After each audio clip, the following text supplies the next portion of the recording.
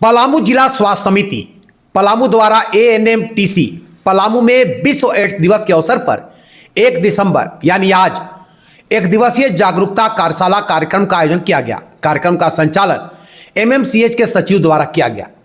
कार्यक्रम की शुरुआत दीप प्रज्वलन के साथ हुई, जिसके बाद उपस्थित लोगों को एचआईवी एड्स की रोकथाम, उपचार, जागरूकता और सामाजिक भ्रांतियों के बारे में विस्तृत जानकारी दी गई। कार्यशाला में विभिन्न विभागों से आए सैया, हेल्थ वर्कर्स एवं स्थानीय स्कूलों की प्रधानाचार्य सर्वधा जी सहित कई प्रतिनिधियों ने भाग लिया। कार्यक्रम में प्रमुख रूप से मनोज कुमार, वरुण कुमार, अमला देवी, चंदन कुमार, स्वर्णलता और अन्य स्वास्थ्यकर्मी उपस्थित रहे। कार्यक्रम के दौरान सचिव ने जानकारी देते हुए कहा कि यह कार्यक्रम जागरूकता अभियान 5 दिसंबर से 10 दिसंबर तक लगातार चलेगा, जिसमें विभिन्न जगहों पर शिविर लगाकर लोगों को एचआईवी एड्स के बारे में जागरूक किया जाएगा। हर एक साल इस कार्यशाला का आयोजन किया जाता है, लेकिन ज़रूरत है कि सालों भर केवल एक दिन नहीं 665 दिन इस पर कार्य किया जाए और जो विश्व एक भयंकर त्रासदी की तरफ बढ़ रहा है एड्स के रूप में, उससे बचाव की पूरे मानव सभ्यता को बचाने की ज़रूरत है। सभी लोगों को मिलजुल कर काम करने की ज़रूरत है।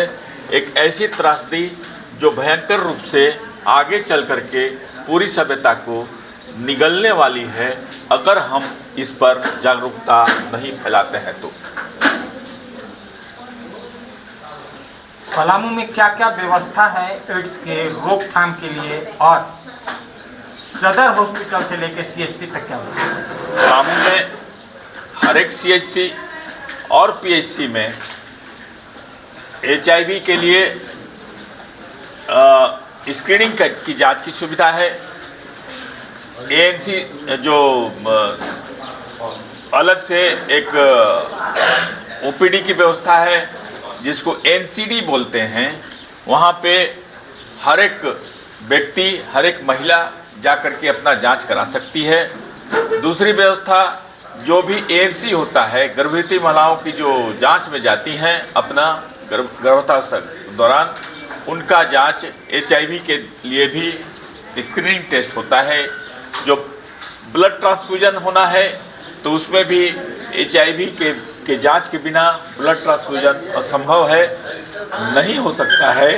कोई भी ऑपरेशन करने से पहले एचआईवी का टेस्ट होना ज़रूरी है, उसके बिना ऑपरेशन नहीं हो सकता है।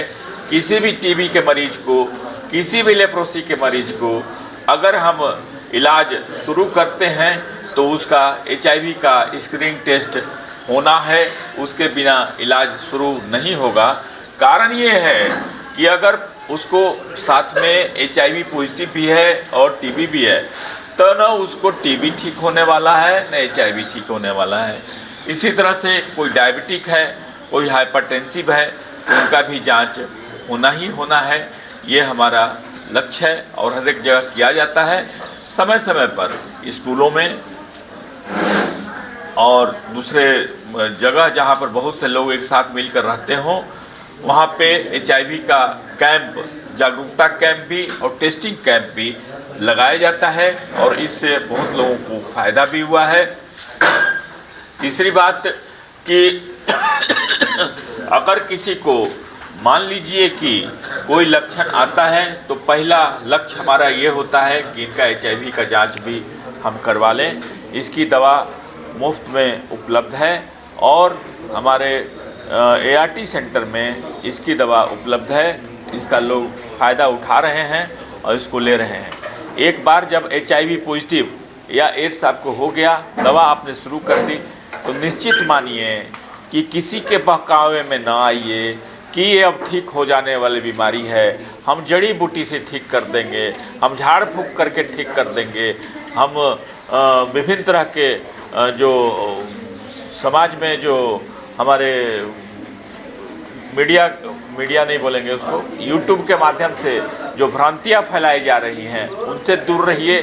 आप वो सब कार्य भी कीजिए, योगा कीजिए, ये कीजिए, वो कीजिए, लेकिन कृपा करके दवाई मत छोड़िए। ये आपके लिए भी और आपके संपर्क में आने वाले लोगों के लिए भी ये ज़रूरी है।